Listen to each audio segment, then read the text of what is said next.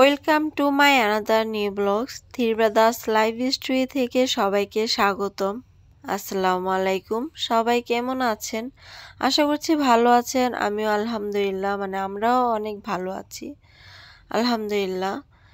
তো অনেক আয়োজনের মাধ্যমে দেখতেই পাচ্ছেন থ্রি ব্রাদার্স লাইভ হিস্ট্রি থেকে নতুন একটা ব্লগ নিয়ে হাজির হয়ে গেলাম। এত আয়োজন, আমার মেজো ছেলের সুন্নতের খাতনা হয়েছে, এর জন্য আমার ভাই আমার ভাবি এসেছে। আমার ভাবি আমার ছেলের জন্য রান্না করে নিয়ে এসেছে। আমার ভাবি আর ভাই একা আসেনি, আমার ভাবির মা এসেছে, ভাইয়ের বউ এসেছে। আমি মেহমান দেখে অনেক খুশি হয়েছি, যেহেতু ওনারা আমাদের বাসায় আসে না, কখনো এসেছে। আর আমার ছেলের সুন্নতের খাতনার উপলক্ষে এসেছে, দেখে খুবই ভালো লাগছে। তা আমার ছেলে অনেক খুশি ছিল, ওর মামি এত সুন্দর করে ডেকোরেশন করে রান্না করে নিয়ে এসেছে। আমরা পুরাই সারপ্রাইজ, কারণ আমরা জানতাম না আমার ভাবি এভাবে রান্না করে নিয়ে আসবে। তা আমার ছেলে খাবার দেখে খুশি হয়েছে, বাট আমার ছেলে একটা সবসময় প্রশ্ন, সুন্নতে খাতনা পর থেকেই আর কি, যে সুন্নতে খাতনা হয়েছে সবাই আমার জন্য খাবার নিয়ে আসে, কেউ আমার জন্য খেলনা নিয়ে আসে না। আমার জন্য কেউ খেলনা নিয়ে আসলে আমি খুব খুশি হতাম। তারপর আমি আমার ছেলেকে বুঝালাম যে বাবা, এ সময় সবাই নাস্তাই দেয়, কেউ খেলনা দেয় না।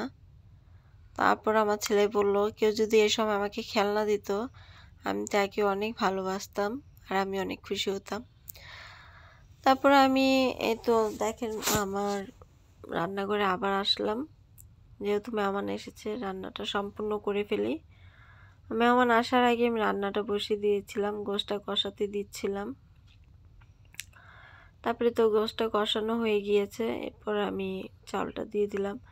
আর যেহেতু আমি গরুর বিরিয়ানি রান্না করছি আর শীতের দিন, নতুন আলু যেহেতু আছে তাই নতুন আলুটাও দিয়ে দিলাম।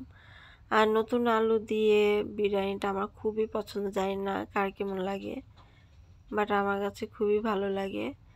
আর আমি যে বিরিয়ানিটা রান্না করছিলাম একেবারে খাঁটি সরিষা তেলের রান্না বিরিয়ানি, এটা কালারটাও অনেক সুন্দর হয়েছিল, দেখতেই পাচ্ছেন। তো সব কিছুই ভালো লাগছিল, বাট এই দিনে আমার বড় ছেলেটা আমার বাসায় ছিল না, আমার বোনের বাসায় বেড়াতে গিয়েছিল। এই জন্য আমার মনটা খুব খারাপ লাগছিল ছেলেটার জন্য, গর্ভবতী মেহমান, কিন্তু আমার ছেলেটা নাই। প্রত্যেক মা বাবাই বুঝি এরকম, যে ঘরে মেহমান আসবে, অনেক অনেক খাবার হবে, আর বাচ্চা যদি না থাকে তাহলে হয়তো বাবা মার মনটা খারাপ লাগে। আমার মনটাও খুব খারাপ লেগেছিল। তো আমি মেহমানকে নাস্তা খাইয়ে দিলাম। এরপর আমি আমার ভাবি যে খাবারটা এনেছে ওই খাবারটা আমি সবাইকে দিচ্ছিলাম। এত খাবার তো আর একা খাওয়া যাবে না, সবাইকে দেওয়ার চেষ্টা করছিলাম। আর আমার ছেলে বলছিল এই বিরিয়ানিটা 1 মাস লাগিয়ে খাবে। এই বিরিয়ানি নাকি, ও বিরিয়ানি পাগল, ও বিরিয়ানি দেখে খুব খুশি। পোলাও দেখে, সব বাচ্চারাই পোলাও দেখে খুশি হয়, পাগল হয়। যাই হোক, আমার ভিডিওটা দেখে ভালো লাগলো অবশ্যই লাইক কমেন্ট শেয়ার করবেন। আর আমার ভিডিওটা পেজটা অবশ্যই সাপোর্ট করবেন, আমাকে সাপোর্ট করবেন। তো আজকের ভিডিও এই পর্যন্তই। আল্লাহ হাফেজ।